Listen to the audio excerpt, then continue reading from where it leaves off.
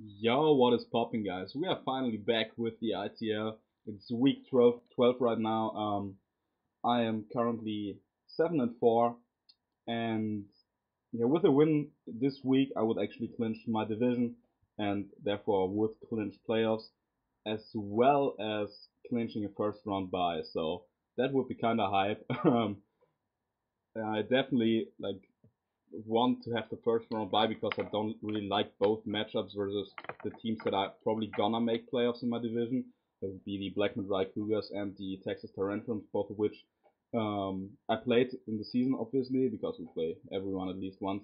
But I had a very close win against the Texas Tarantrums and a very close loss against the Blackman Dry Cougars. So I would be fine with only playing one of them in the playoffs and having a shorter path to the finals where we probably will face Gypsy King if we make it. But that's obviously still in the future. It's not really it's still a couple of weeks until the finals will be.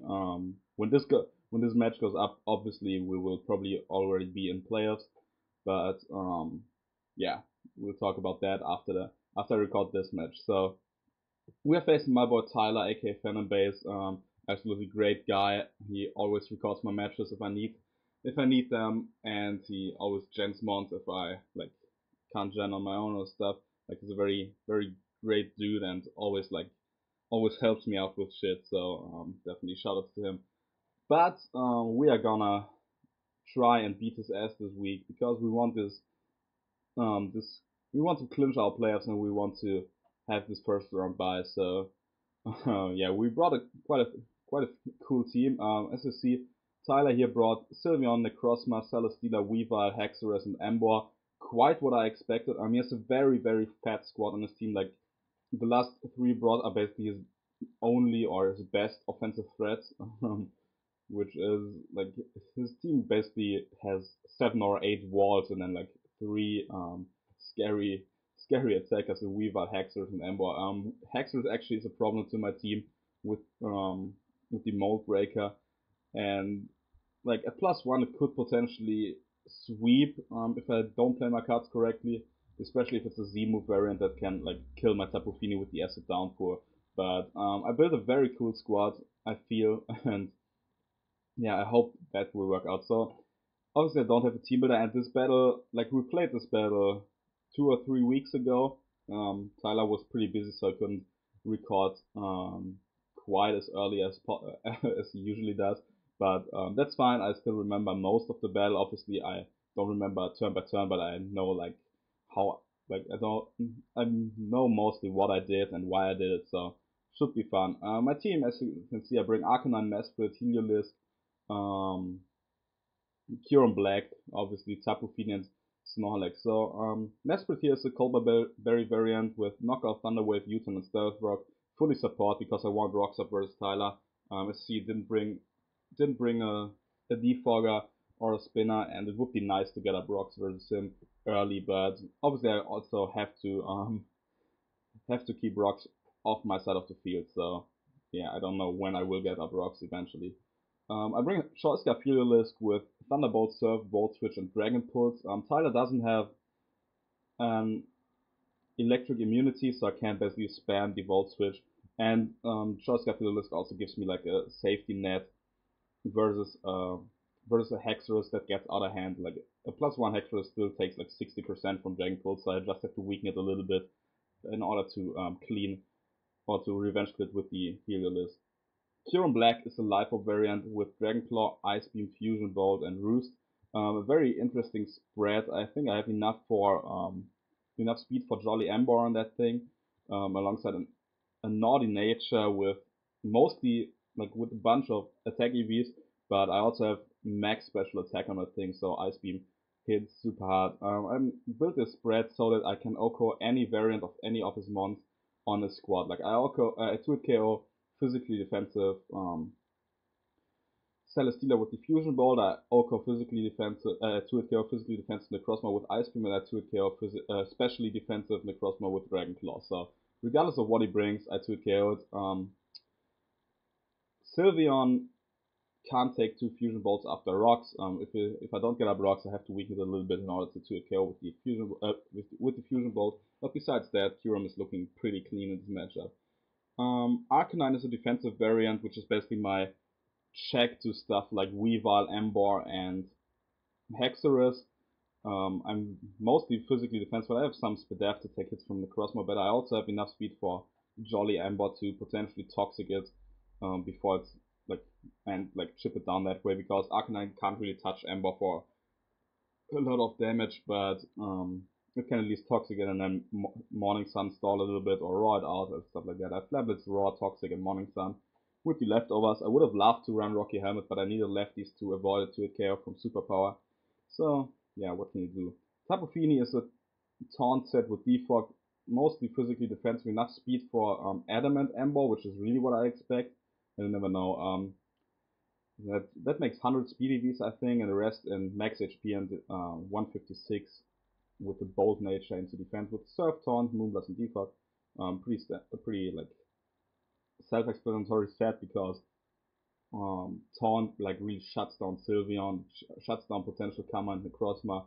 It prevents Celesteela from Leech sealing me and shit like that. So it's like a really cool like not really a stall breaker, but it prevents a lot of stuff from happening. So that's kind of lit, I guess.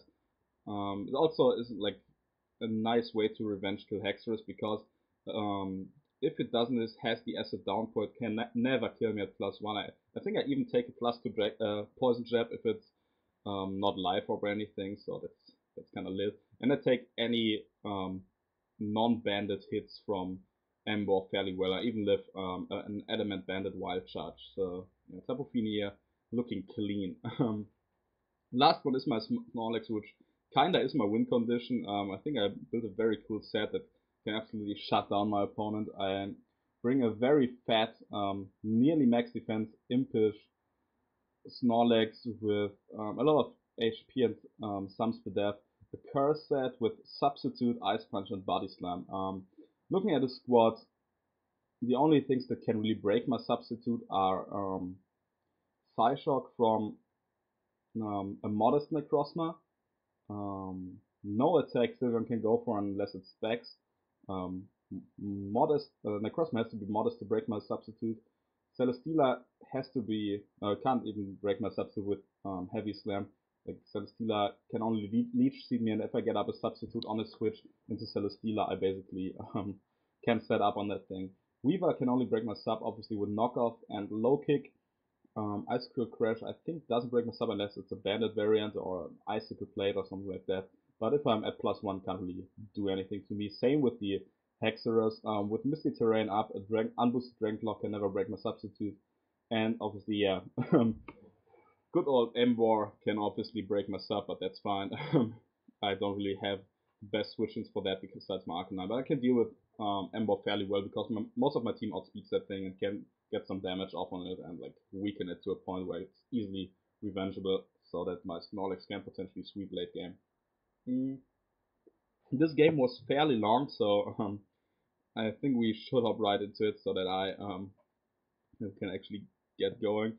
The battle video is 18 minutes long, which is really long, I guess. But yeah, let's hop right into it. I decided to lead off with my Arcanine because I don't want to lose the Ember matchup early in the game. So, and it also like beats Celesteela lead and can toxic Necrozma, which is really crucial because Necrozma is kind of annoying, and it beats the Sylveon matchup as Tyler decides to lead with.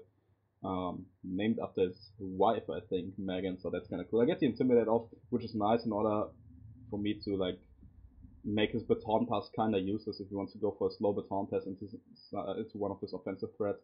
I toxic the Sylveon here just to like get some chip damage off, so that my Kyurem can always 2-hit KO out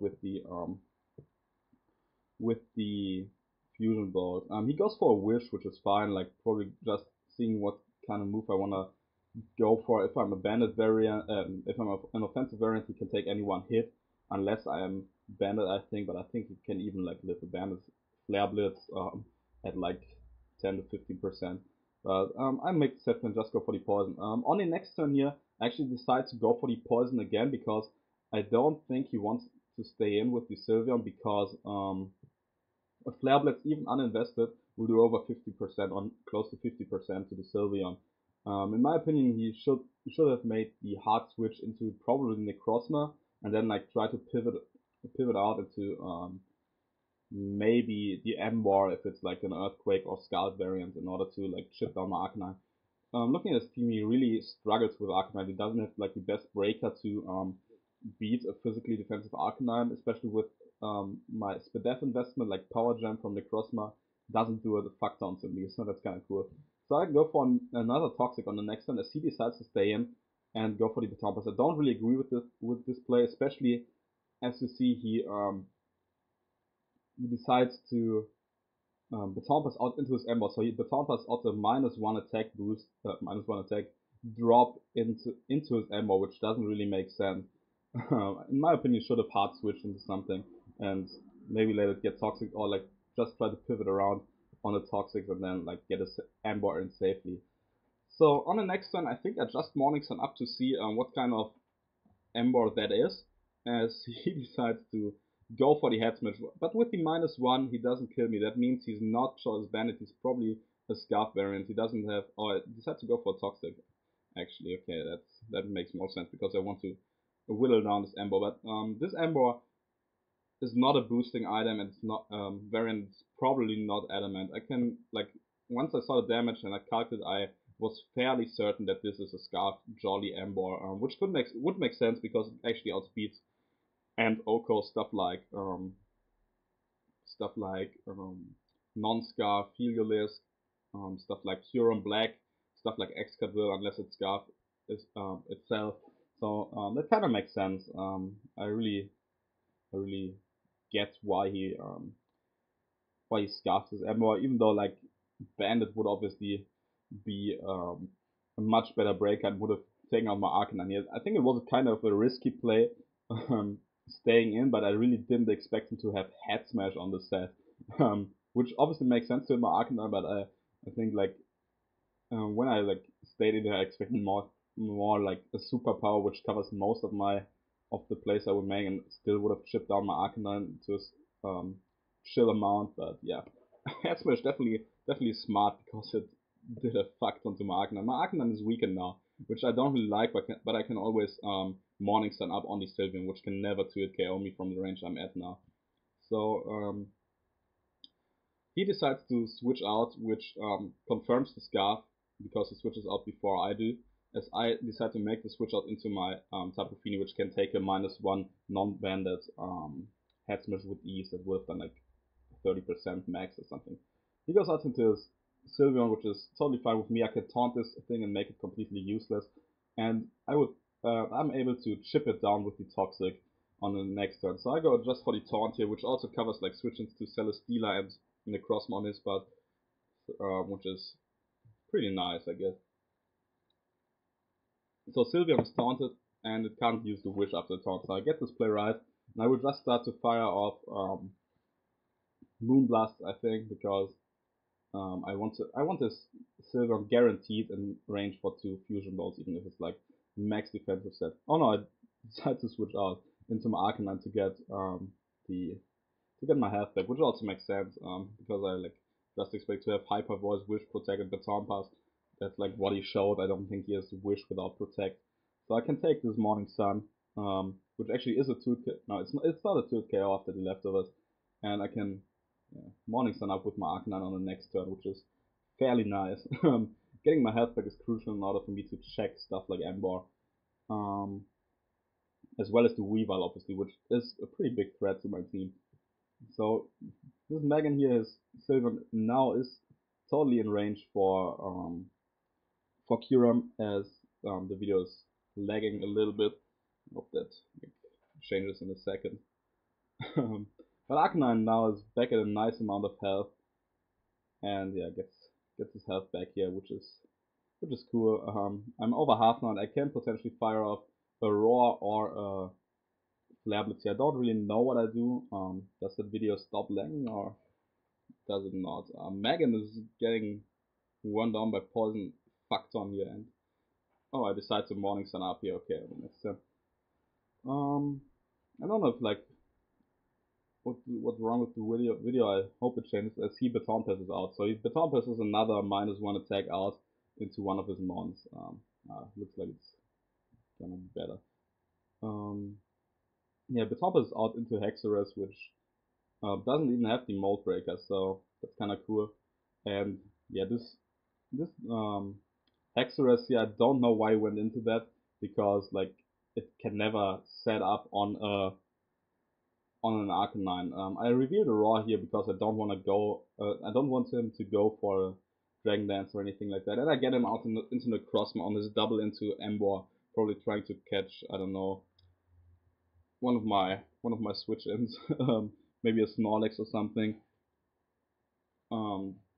and get off a big superpower or something, which would make sense. I get him out into the Crossma and go for the Toxic, and he actually dodges the Toxic, which is pretty unfortunate for me because I need to like hit this Necrozma with the Toxic in order to chip it down, because like Necrozma is so damn bulky. He reveals the power gem, but that's not a 2 KO with my heavily calculated special defense EVs that were actually made, like were actually put on Aknet to take Psychics better, but it also works out on the Necrozma here. I go for another Toxic, but he reads that and goes into his Ember. But that's fine. Ember is getting chipped down here, and like it doesn't look as big of a threat anymore, which is quite nice for me, to say the least. I would switch out my Arcanine here into my Tapu Fini because I know I can take a Wild Charge here, even if he predicts that.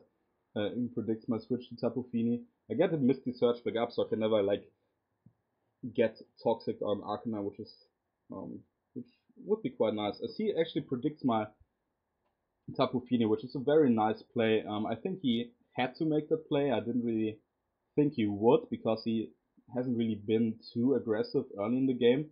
But now he mixes it up a little, which is quite nice for him. It's pretty smart to go for the Wild Charge because he knew my Arcanine was in range for a head smash 100%, and he knew I couldn't risk it because there's still a Weavile alive that I need to check. There's still a Celesteal alive that I potentially need to chip down, and like this Ember is here to break down my wall con. It got up some nice damage on my Tapu Fini, which puts me in range for a +1 poison jab 100% from the Hexerus. So it's trying to whittle down my core, for a potential Hexerus sweep. Like that's what I think he is going to do. But Ember is getting chipped down. I get some health back here with the leftovers. That leads me to believe that I can potentially live another Wild Charge from this thing, but I have no reason to stay in because I'm now, like, I know it's Scarfed, and that gives me a free switch into my Kurama, I think. I'm fairly sure I double into Kurama this turn, but let's see. I might go back into Arc. Oh no, I go into my. Oh yeah, that also makes sense. I go into my Hego list because Wild Charge would actually do jack shit, and I can get off the free Volt Switch. So I want to trap him here in the Vortex and like get like all the momentum back in my favor after that stupid Wild Charge that hit my Tapu Fini. I get off the Volt Switch, and this Sylveon now is guaranteed in range for my Adamant Fusion Bolt.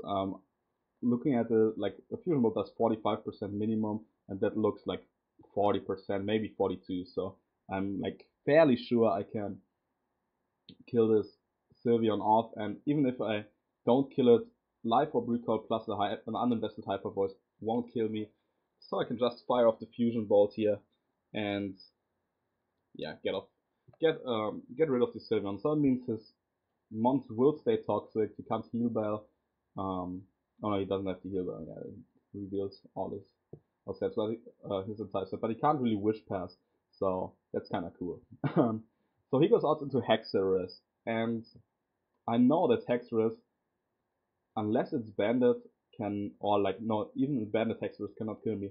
Only way Hexerus can kill me with the Misty Terrain up is with the Z Outrage. And looking at my squad, Z Outrage doesn't really make sense. I have Dragon Resist that I have Dragon Resist in the form of Tapu Fini, obviously, which dies to a Poison Jab, a Z Poison Jab only. So I don't think he would ever lock himself into outrage here or like go for Z outrage because the outrage doesn't really make sense. My Dragon Resist died to either the Z Poison Jab or the Earthquake. My other Dragon Resist being Excadrill, obviously. So like I don't see the Devastating Drake coming at all here, and if he does, so be it. I can get in my Tapu Fini and start clicking Moonblast, which would wear him down quite a bit. But I really expect this thing to be a Dragon Dance set that wants to scare out my Kyurem and set up a Dragon Dance. So like I don't see himself going for the Z move here, especially with the Misty Terrain up. Like I don't think he would risk it because he still doesn't know if I'm a bulky Kyurem or if I'm like only offensive or something like that. He knows that I'm probably adamant, but that's basically it. So I decide to just fire off an Ice Beam here. He doubles out his Hexerus again, not risking it. Obviously trying to catch my Arcanine maybe on the switch in, but I'll have none of the business. I go for the Ice Beam and I actually get the kill on the Ember here. Like Ice Beam doing a fuck on the Life Orb Ice Beam from Kyurem definitely coming in clutch. So that's the second kill Kyurem gets, and now Tyler decides to go into his Weaver, and I make a very stupid play here on this Weaver. I calculated and I knew that Bandit Knockoff can't kill me, Bandit Ice Crash can't kill me, and I just took like the first calc that Showdown showed me, and that has actually Ice Crash, Ice Shard, Knockoff, and Poison Jab on there. So I completely forgot about the next move that Weaver goes for. Like I completely blanked on Weaver potentially having low kick, and I'm like, whoops, down goes my Kyurem, which is kind of annoying because it actually deals with all of his remaining mons so well. But yeah, what can you do? Um, Kyurem goes down, and I have a free switch into my Arcanine and can fire off a Toxic here, knowing that he can't really go out into his Celesteela on my Arcanine. It doesn't make sense. I either go for Toxic or for Flare Blitz here. I'm not quite sure. Now I fire off a Flare Blitz because Weavile is annoying. But he sets on the Crossbow, which is basically his only switch, and it takes quite a fuck ton um, from Arcanine, showing that it is actually a more defensive set. But I don't think he's max defense like Flare Blitz would have done less. I go for the Toxic right now and put this thing on a timer, which really helps me out because yeah, it's like a Moonlight set would be so annoying to deal with just because um like stall me a little bit, potentially hit me with a Toxic on its own or Thunder Wave my team. I want this thing gone as soon as possible so that my Heliolisk or my Snorlax can win more easier. I outspeed this thing as he goes for a Power Gem again, and I can like just get my health bit with the Morning Sun. Hmm. I'm really sorry about the video lagging, but I don't think it's too bad. So he reveals to have an autonomized set, and afterwards he told me actually that this was an autonomized weakness policy set, which kind of makes sense because he could switch in on or he could autotomize on a Mesprit U-turn or knockoff, potentially like a Shadow Ball from his mages, which wouldn't have done a lot, and yeah, like it really makes sense, I guess. Like a +2 Necrozma actually would have done quite a lot to my defensive core.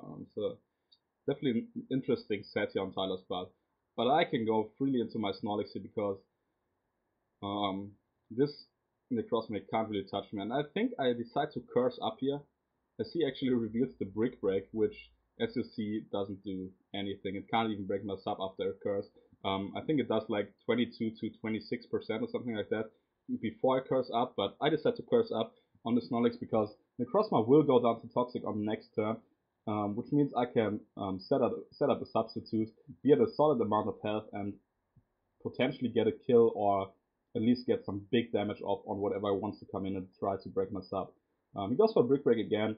The damage doesn't really matter because I have the leftovers. I don't have a curse up. I can take any special hit, and in order to like beat my legs, he has to DD up with the Hexerus or like kill me with the Weaver. Then he doesn't have to get paralyzed by my body slam and like has to potentially lock himself into outrage. I don't know yet what set it is because it only revealed the low kick. But he decides to go to Weaver.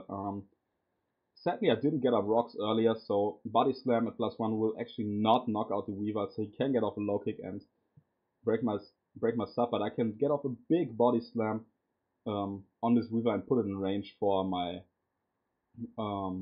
for my Helios Volt Switch. Body Slam does up to 90% here, and I don't get the para sadly, but my Snorlax is still at a very, very solid amount of health. I'm out of range for Dragon Claw, even for a +1 or +2 Dragon Claw in Misty Terrain, which is pretty nice from the what's it called from the access. And now he goes for another low kick, which I think is his best play, obviously, as it would have taken out my Snorlax. If I get this play correctly and go into my Mesprit, which kind of reveals that I'm a Cobra Berry variant, but I also thought he might have been a Bandit Weaver because like he just clean OC'd my Pure Black, even though it was a crit, obviously. But he like hasn't mixed up his moves yet, so I thought it might have been a Bandit Weaver, but now after the low kick did 5 HP, I know that this is not Bandit, which doesn't really matter because I can get up my Stealth Rocks here, I think, or go for the U-turn. I don't know what I do because like I have the Cobra Berry, I live any one hit from the Weaver. I decided to play it safe and go for the U-turn because it would have taken out the Weaver and like now gives me the clean switch into my Heliolisk to get my Volturn shenanigans going, I guess. So he has to go into Celesteela, and I can either spam Thunderbolt or go for the Volt Switch. I decided to go for the Volt Switch because I don't want Hextras to be able to set up on me, even though I can always get in my Arcanine for the Intimidate and shit like that. But I really don't want to like have that going for it. Have that going for him. He decides to show off the hidden power ground actually, which would have hit my Heliolisk and also hit my Arcanine on the switch, and I didn't read that. I just wanted to like get up my Roxy on the next turn to like guarantee that Weavile is dead to this Mesprit and can't do any more damage because I want to preserve my Arcanine at a nice amount of health, so that it can take on the Hexorus like 100% of the time, as well as the Celesteela here. Looking at the damage I did, it's definitely a especially defensive Celesteela, like took the Voltage like a champ. That's the problem with Scarfield, it just doesn't hit hard enough. I contemplated going Specs for a while, but I was really afraid of Hexers potentially late game sweeping me, so I decided to go Scarf and just say, yeah, fuck it. I wanna play it safe instead of like going for a quick win. I just want to win this game and play it as safely as I can, just so I can make the playoffs. So I can go into my Mesprit here on the HP ground and knock off these leftovers first because um, before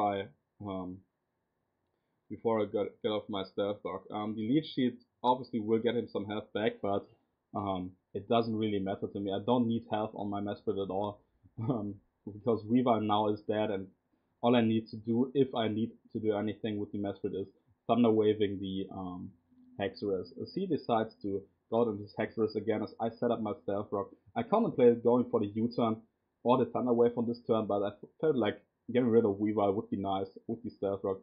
So yeah, let him do just that. Get in his Hexorus, chip me down a little bit more with the Leech Seed, and then like go from there. So Hexorus comes in. I decide to just go for the U-turn as I know he will Dragon Dance, and I can like just U-turn out, get some chip damage off in case it is a Sash variant, which I don't think it is because I really like think the Z move has to be on there at some point. And can go right into my Arcanine to get off the Intimidate. And as long as it doesn't set up more Dragon Dance, I can always revenge kill with my Scarfield list, which is nice. So I get the Dragon Dance off. He's now at neutral, so Earthquake wouldn't do a lot, but I decide to make the smart play and just go into my Feeny, which can always tank any Earthquake here from a neutral um, Hexorus. I get up the Misty Terrain, which is also nice because now he can't like outrage sweep me if for whatever reason my Finny goes down. Earthquake isn't even the 2 KO of the leftovers, which is fantastically like he didn't get up rocks at all. I don't even know if he had rocks on any mon on his team. Didn't look like Necrozma had the rocks, and I can like go back into my Arcanine here, predicting him to go for the Z Poison Jab to guarantee a knockout on my Feeny, and I can like just take that take a -1 acid downpour, which would have done like 30%. So I get off another intimidate, pivoting around this Hexerus like a god, obviously. Didn't want it to do much damage as he decides to show off the a very cool animation, actually, like the move, like the little dance for the acid downpour, and I'm like, yeah, you ain't killing a Finny anytime soon, bro. Because I can like get the intimidate off. And now look at the damage that this poison jet does. Like, it bobs me all the way down to 11 HP because it gets a crit with the -1 acid downpour, which is super stupid, but it doesn't really matter because I think I have the game won anyway, as he is still a -1 Hexerus. So if he doesn't crit any move, I still win the game. I get let go of my Arcanine. I have no reason to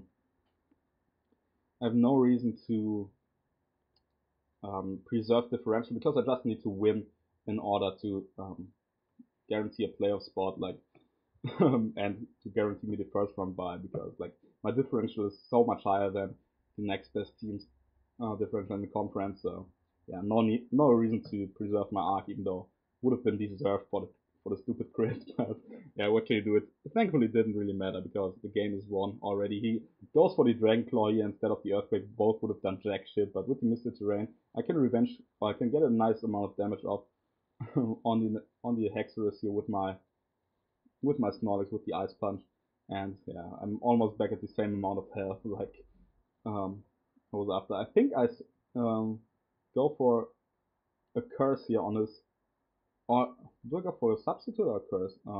I knew he would sack Weavile here on this next turn because like Hexers can still at least get a kill. Yeah, and I set up a sub reading that perfectly, which is pretty cool because now Necrozma can't even break my sub. Hexers can't do that with the Misty Terrain up. I don't know if it like will. No, it's okay. And Misty Terrain is gone now, so he could potentially break my sub. But now Celesteela has to come in on Necrozma. I don't know why I said Necrozma. Take the rock damage. It doesn't have like recovery, and I can just curse up at least once in order to like do as much damage as possible to this Celesteela because I want to like end this game now. Like I don't have like any reason to play around any threats, go into my healer list and go for a voltage or something like that. I want to just sweep with my Snorlax here, which is exactly what I'm gonna do after that one curse. Um, Flash Cam is his best move to hit me, which yeah, it's pretty bad I would say, because like he should have like probably run a physical set because Snorlax def is so damn high. He gets a crit, which breaks my sub. I don't think it matters, depending on rolls, I guess. I think a Flashkin does up to 17% if it's not a crit, so I get the revenge freeze here, which sucks for him, but as I said, it doesn't really matter because the game is so over. Like he can't do anything, even if he gets off a lead sheet here on my Snorlax on this Ice Punch that actually doesn't take out the Necrozma, or doesn't take out the Necrozma. So the lead sheet on this turn, like he wouldn't even have gotten off the lead sheet. So that's like he wouldn't have gotten and back any HP and just would have died to the Ice Punch, which is nice. Now he can go into his Hexerus at +1. He can not kill me without a crit, and even with a crit, I don't think it would knock me out from like near half. Mm. Because Snorlax is super strong, and okay, it would have taken me out. No, that was done. It probably would have done like 55 max or something. But I can take out the Hexerus with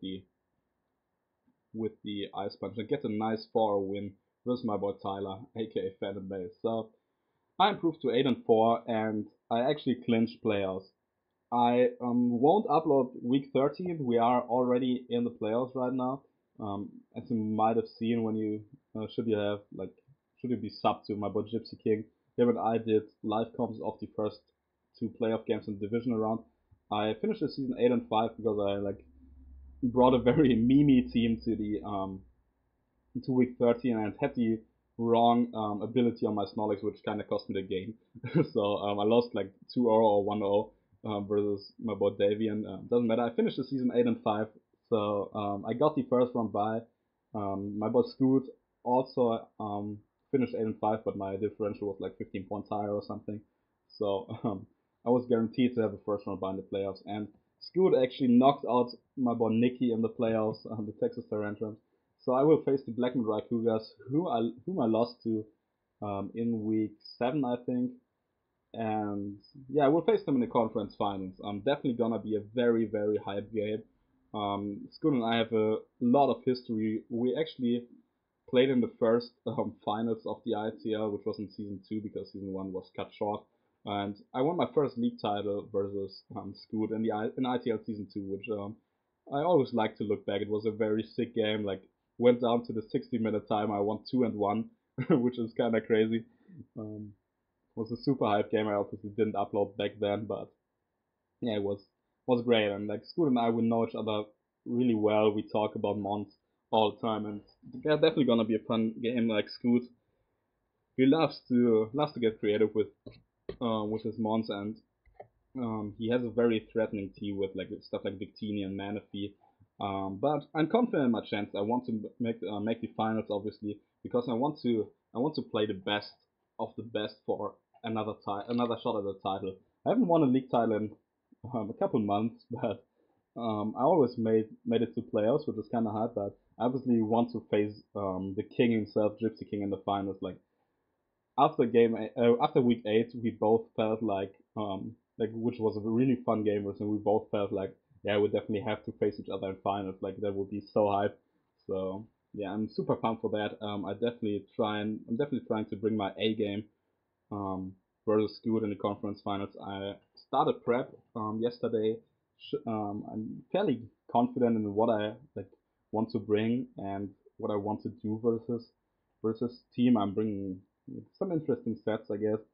Definitely gonna be a fun one, but yeah, you never know what happens in Mons. I could very well lose this game. Like Scoot is a very formidable opponent, and obviously RNG could fuck me up as well. So yeah, we'll see about that. But that's it for ITL Week 12, and I'll see you next week in the conference finals, or maybe in 2 weeks. I don't know when when I will upload that battle, but definitely should be hype as fuck. So thank you guys for watching. Leave a like and a comment if you enjoyed, and catch you next week.